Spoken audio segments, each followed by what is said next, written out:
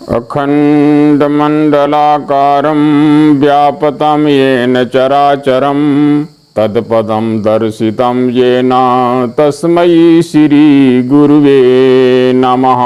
गुरुर्ब्रह्मा गुरुर्विष्णु गुरुर्देवो महेश्वर गुरुर्साक्षात् परं ब्रह्म तस्मै श्रीगुरुवे नमः। नीलाम्बुजश्यामलकोमलाङ्गं सीतासमारोपितवामभागं पाणौ महासायकचारुचापं नमामि रामं रघुवंशनाथं। नमामि रामं रघुवंशनाथं। श्रीराम जय जय राम। श्रीराम जय जय राम। गौरी के नंदन की हम पूजा करते हैं। गौरी के नंदन की हम पूजा करते हैं। हम हाथ जोड़ विनती चरणों में करते हैं। हम हाथ जोड़ विनती चरणों में करते हैं।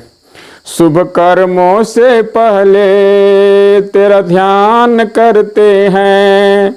शुभ कर्मों से पहले तेरा ध्यान करते हैं। कोई संकट आ जाए प्रभु रक्षा करते हैं। कोई संकट आ जाए प्रभु रक्षा करते हैं। इस संकट हारे की हम पूजा करते हैं। गौरी के नंदन की हम पूजा करते हैं। बोलिए गणपति श्री गणेश जी महाराज की जय। वरदायनी माँ स्वर ज्ञान दे दो। वरदायनी माँ स्वर ज्ञान दे दो। महिमा तुम्हारी मैं उम्र सारी। महिमा तुम्हारी मैं उम्र सारी गाता रहूं मैं तो वरदान दे दो।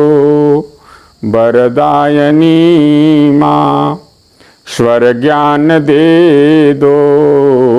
वरदायनी माँ स्वर ज्ञान दे दो। मैं करूं वंदना अर्चना साधना। मैं करूं वंदना अर्चना साधना। मेरी गीतों में हो बस तेरी कामना। मेरी गीतों में हो बस तेरी कामना। दर पे बुला लो शरण में लगा लो। दर पे बुला लो शरण में लगा लो। विद्या कय अपनी अब विद्या कय अपनी अब ज्ञान दे दो। वरदायनी माँ स्वर ज्ञान दे दो। वरदायनी माँ स्वर ज्ञान दे दो। बोलिए सरस्वती मैया की जय।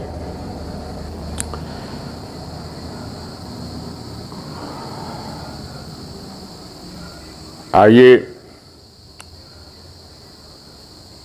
श्रीमद् परमाचार्य परम विज्ञानशील सद् कवि वृंद कमल प्रभाकर श्री हिंदी गगन के प्रचंड भारतेंदु श्रीमद् गोस्वामी तुलसीदास जी महाराज द्वारा आभासित रामचरितमानस चर्चा में चर्चा का आज ये दूसरा भाग है। और इसमें आपने जो प्रश्न किया है वह भी अच्छा है। प्रश्न ही परमात्मा है, क्योंकि प्रश्न कभी समाप्त नहीं होता ऐश्वर्य का कभी समाप्त नहीं होते। तो इसीलिए शास्त्रों में प्रश्नोपनिषद नाम के ग्रंथ भी हैं। तो प्रश्न करना भी प्रभु कृपा से ही होता है। जिसके ऊपर प्रभु कृपा करते हैं वही प्रश्न करता है। आपका प्रश्न भी प्रशंसनीय है, सम्माननीय है। हम आपके प्रश्न का बहुत सम्मान करते हैं। आपने जो कहा है कि गोस्वामी तुलसीदास जी महाराज ने जो सरस्वती जी का और गणेश जी की वंदना किया, तो क्या लाभ मिला गोस्वामी तुलसीदास जी को सरस्वती मैया से या गणेश जी से? देखिए,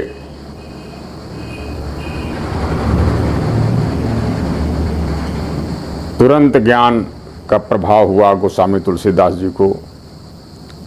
ध्यान देने योग्य यह बात यह है कि देखिए, जिसके जन्म से ही मां अन्नपूर्णा देवी की कृपा हो, उसके बाद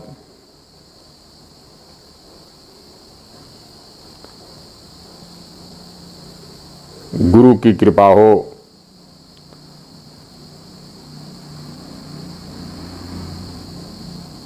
उसके बाद हनुमान जी की कृपा हो, फिर भगवान शंकर की कृपा जिसके ऊपर हो, साक्षात दर्शन मिले हों, उसके बाद प्रभु राम की जी कृपा हो, तो वो जिसको स्मरण करे उनको तो आशीर्वाद देना ही पड़ता है। जैसे ही सरस्वती जी, वीणा स्वरूप सरस्वती और गणेश जी को जैसे ही वंदना उन्होंने किया, उनके मन में आभास हुआ, अंतःकरण में ऐसा आभास हुआ कि जो सबसे पहले जो इस श्लोक जो लिख रहे हैं, इसी श्लोक में वर्णानाम अर्थ संघानाम रसानाम छंदसामपि मंगलानाम च कर्तारौ वंदे वाणी विनायकौ, इसी श्लोक में उनको, अभी पूरे ग्रंथ लिखे नहीं गए हैं, सातों कांडों का आशय का आभास हुआ। सातों कांड जैसे आ गए हों इसी श्लोक में, ऐसा आभास हुआ और तुरंत ज्ञान हो गया। और सामने वो दिखने लगा, समस्त जो है कांड, उसका आभास इसी श्लोक में दिखने लगा। जैसे वेद दिखने लगे, वेद के अंग जो है वो भी इसी श्लोक में दिखाई देने लगे, 6 शास्त्र भी इसी में दिखाई देने लगे। उन सब का ज्ञान इसी श्लोक में उनको अंतःकरण में प्रभाषित होने लगा। इतना गदगद हो गए कि वो अंतःकरण से प्रफुल्लित हो गए। जैसे आपको थोड़े समय के लिए मैं आपको बताऊं कि वो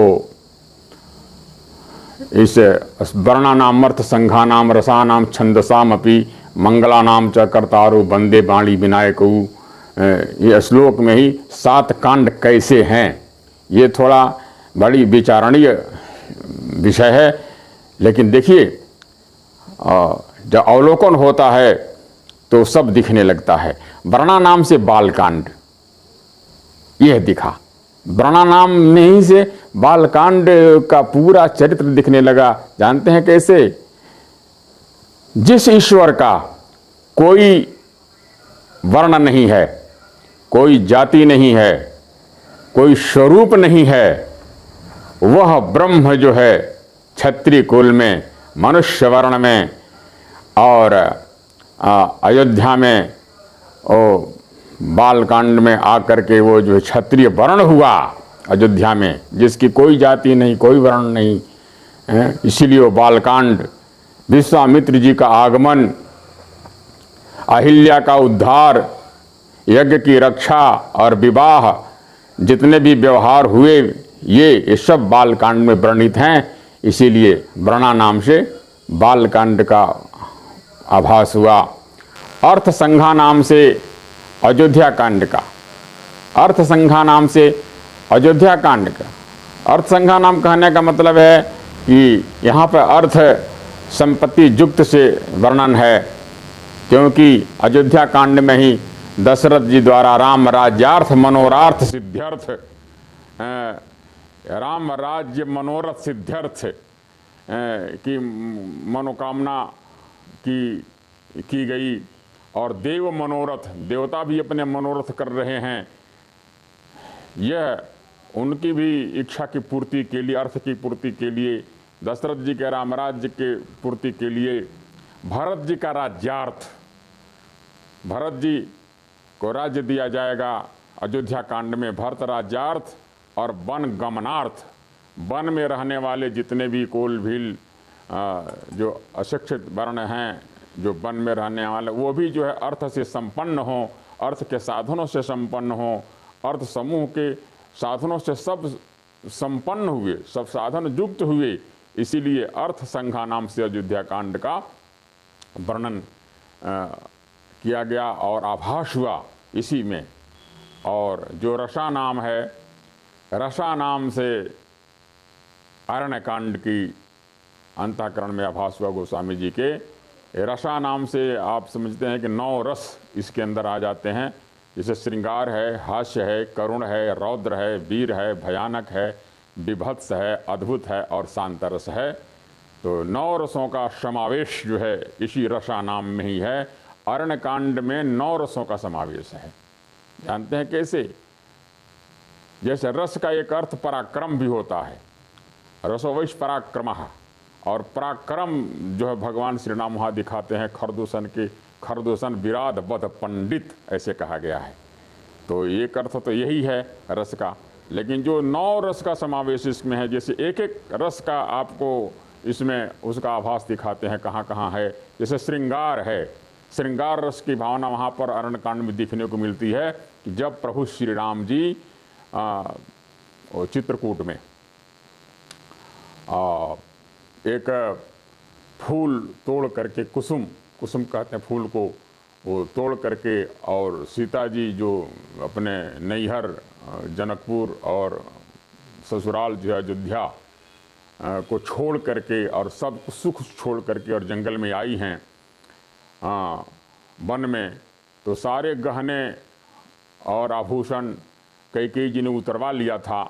तो वो सुख देने के लिए सीता जी को प्रभु श्री राम जी फूल तोड़ते हैं अनेकों रंग बिरंग के, और उन फूलों से बड़ी सुंदर सुंदर गहना बना करके, आभूषण बना करके, और अपने हाथों से सीता जी के शरीर को सजाते हैं। सिर से लेके पांव तक जो आभूषण होते हैं वैसा बड़े सुंदर सुंदर तरीके से बना रहे हैं। ऐसा जो भाव है ये सब अरण्य कांड में है। एक बार चुनि कुसुम सुहाये, निज कर भूषण राम बनाए, सीता ही पहिराये प्रभु सादर, बैठे फटिक शिला पर सुंदर। यहाँ ये श्रृंगार रस है और हास्य रस है। वहाँ जब शूर्पणखा जो है आती है वहाँ पर प्रभु श्री राम के पास में, वो हास्य रस बहुत बहुत बहुत बहुत मुस्कुराती है, बहुत बहुत मुस्कुरा करके बोल रही है। और वहाँ पर जो हास्य और व्यंग लक्ष्मण जी के और राम जी के प्रति जो हो रहा है, वो उसमें हास्य ही रस दिख रहा है। सब हंसते ही हैं कि ये यहाँ कैसे आ गई। रुचिर रूप धरि प्रभु पहि जाई, अब बोली बचन बहुत मुस्काई। उसको देख करके मुस्कुराहट भी छूटती है। तो यहाँ पर जो है ये हास्य रस है। और करुण रस का वर्णन भी अरण्य कांड में ही है, जहाँ पर सीता जी को रावण हरण कर ले रहा, सीता जी विलाप करती हुई जो जा रही हैं, रोती हुई जो जा रही हैं, और उनके विलाप को सुन करके जितने चर अचर जीव हैं सब दुखी हो जाते हैं। सीता के विलाप सुनि भारी, भय चराचर जीव दुखारी। इधर श्री राम जी भी जो है सीता जी के वियोग में वृक्षों से, पक्षियों से और भंवरों से वो रो रो करके विलाप कर रहे हैं, पूछ रहे हैं कि क्या तुमने मृग जैसे नेत्र वाली सीता जी को आपने देखा है? हे खग मृग हे मधुकर श्रेणी, हे खग हे मधुकर श्रेणी, तुम देखी सीता मृग नैनी। इधर जो है रोने का विलाप करने की जो प्रक्रिया है इसको करुण रस बोलते हैं, भी अरण्य कांड में ही है। और अरण्य कांड में रौद्र रस भी है।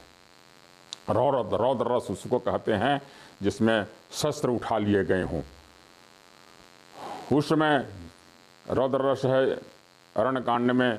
जिस समय राक्षसों ने वो ऋषि मुनियों को खा करके उनके हड्डियों का पहाड़ लगा दिया था, ऐसे हड्डियों के ऋषि मुनियों के हड्डियों को, पहाड़ को देख करके भगवान श्री राम का जो भुजा फड़क जाती है, प्रतिज्ञा कर लेते हैं और रौद्र रूप में आ जाते हैं। वहाँ पर उन्होंने लिखा है कि निशिचर ही न करहु मही भुज उठाई प्रण किन्ह। ये रौद्र रस है।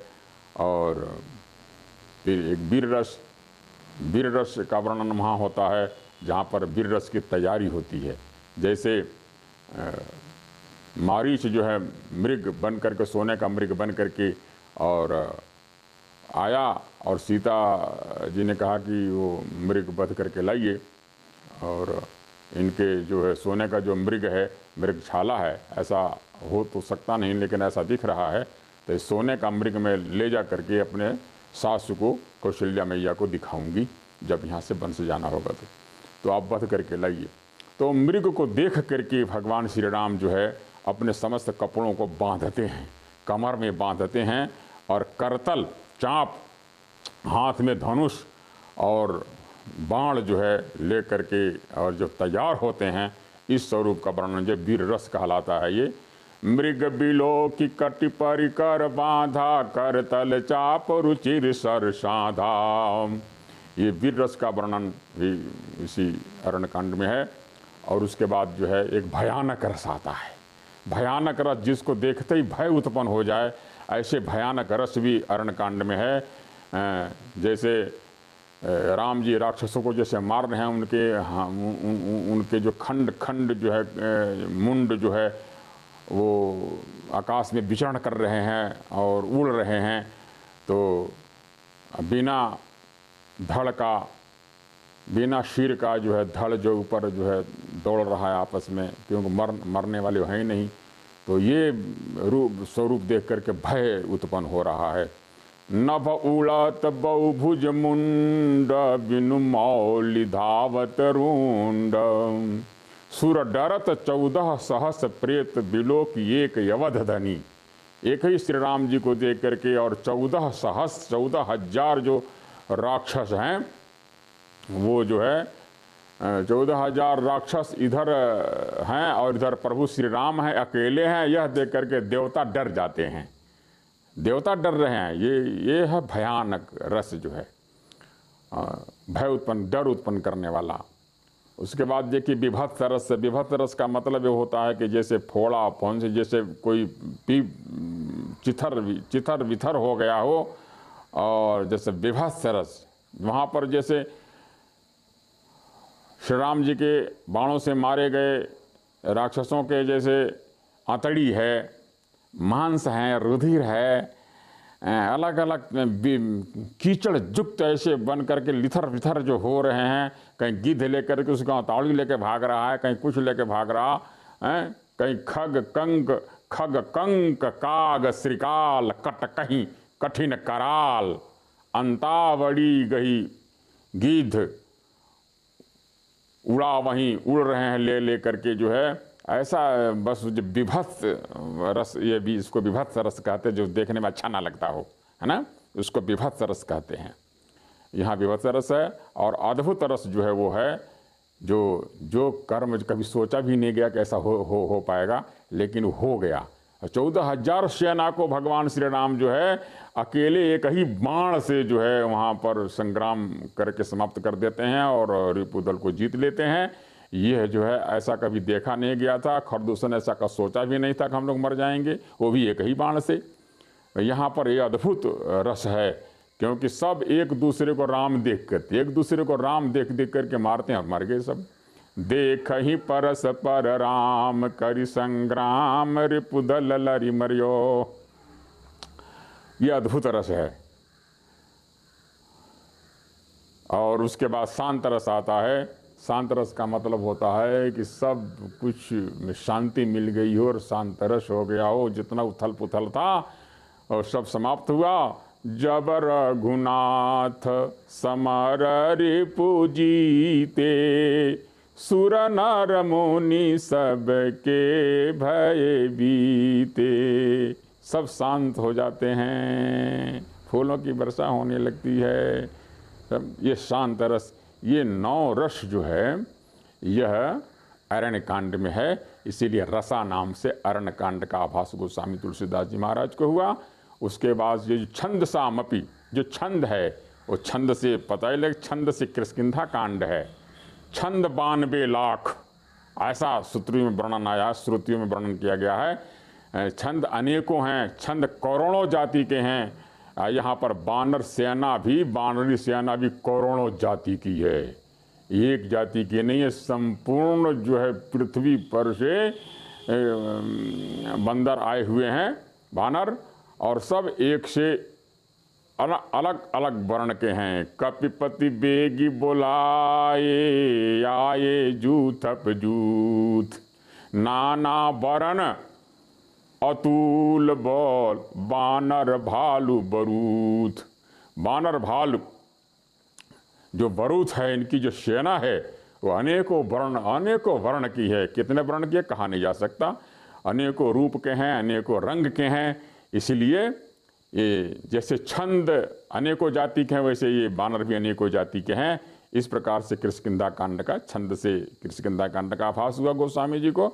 और अपि, छंद सा मपि, अपि जो शब्द है वो निश्चयात्मक उसका अर्थ होता है।